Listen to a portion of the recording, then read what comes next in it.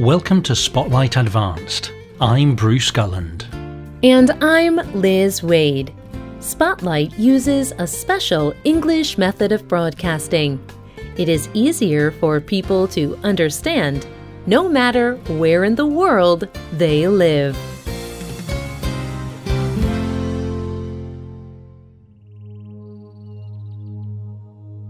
This is a story that Australia's native people tell. Many years ago, the earth was very different. There were no mountains or hills. There was no sea. Then life came suddenly. These were the ancestors. They were spirits in the form of animals, plants, and people. The ancestors traveled across the earth.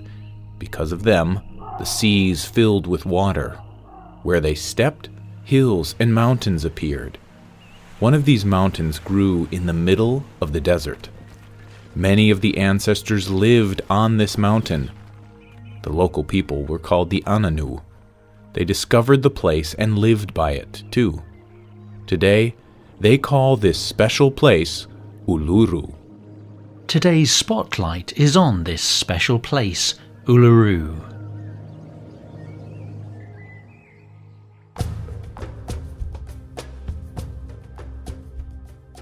What you have just heard is a story about the beginning of the world told by the Uluṟu people.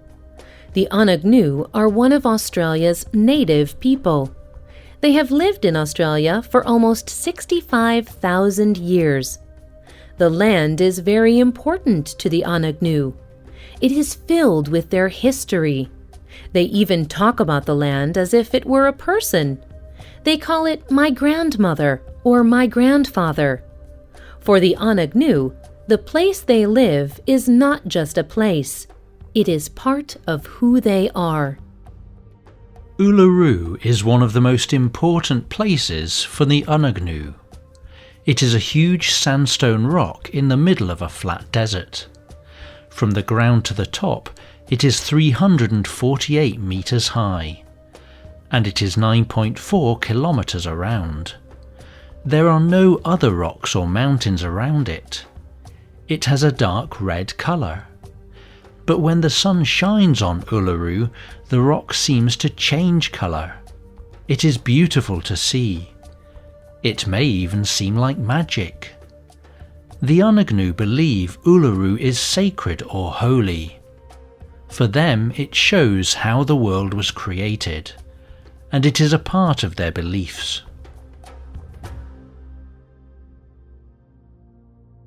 But Uluru is not just important to the Uluṟu. In the 1600s, European settlers sailed to Australia.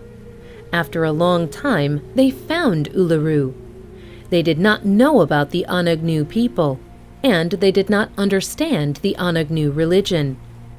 The Europeans believed Uluru was just another very beautiful place. Over time, European settlers conquered Australia. They called Uluru by a different name. They called it Ayers Rock, and many of them came to the place so that they could see it. In 1936, people began travelling to Uluru to see it. They were tourists. Many of these people wanted to climb the rock.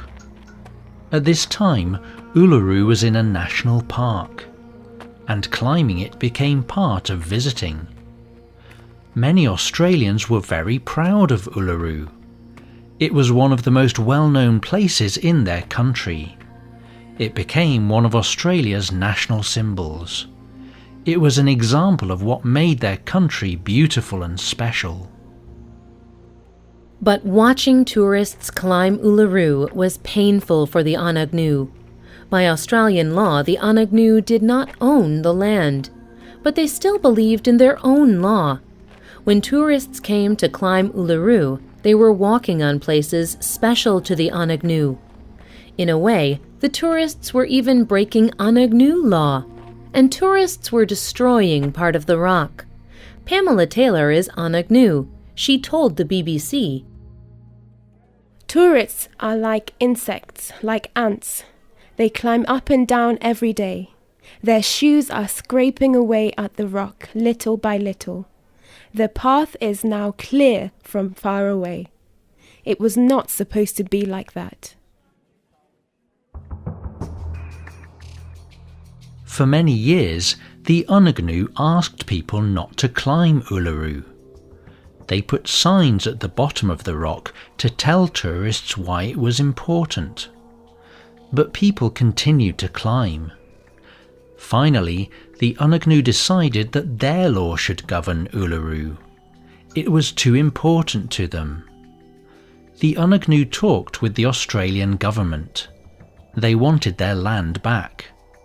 In 1985, they received their land, but they agreed to manage the land with the government.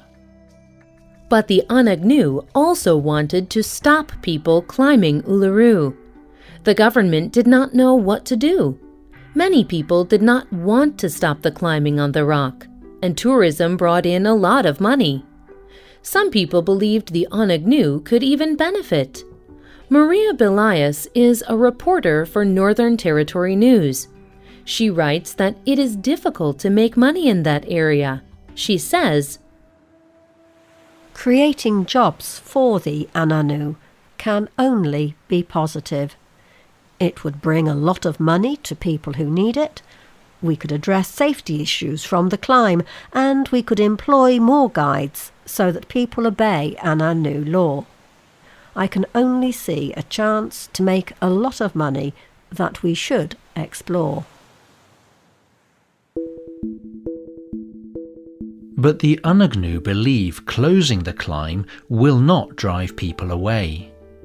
They say it will make Uluru more interesting. They plan to teach people about their culture. They want to tell tourists stories about Uluru. Sammy Wilson is the board chairman of the Uluṟu-Kata National Park. He told The Conversation, "Visitors do not need to worry that there will be nothing for them with the climb closed. There is so much else in the culture here. We have a lot to offer in this country. There are so many other smaller places that are culturally interesting that we can share. Instead of feeling disappointed, tourists can experience the place with the Uluṟ-Kata. They can enjoy that they learnt so much about our culture." And telling people about their culture has done a lot for the Uluṟ-Kata. The Uluṟ-Kata could not close the Uluru climb at first, but they began telling people about their culture. And this started to change people's minds. Tourists began to respect the Uluṟ-Kata, and they stopped climbing Uluru when asked. Then, in 2017, the Uluṟ-Kata asked to close Uluru again. They argued powerfully for their rights. Many other people joined the Uluṟ-Kata, and this time the national park where Uluru sits agreed. The decision made some people angry, but Uluru closed the climb in 2019.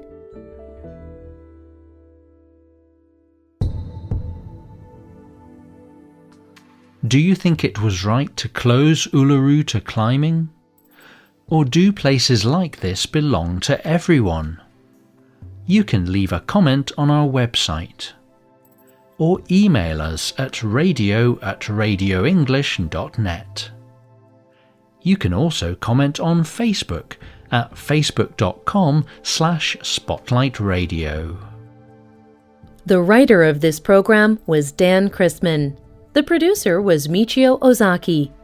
The voices you heard were from the United Kingdom, the United States, and New Zealand. All quotes were adapted for this program and voiced by Spotlight. You can listen to this program again and read it on the internet at www.radioenglish.net. This program is called Uluru, a Special Rock. Visit our website to download our free app for Android or Apple devices. We hope you can join us again for the next Spotlight program. Goodbye.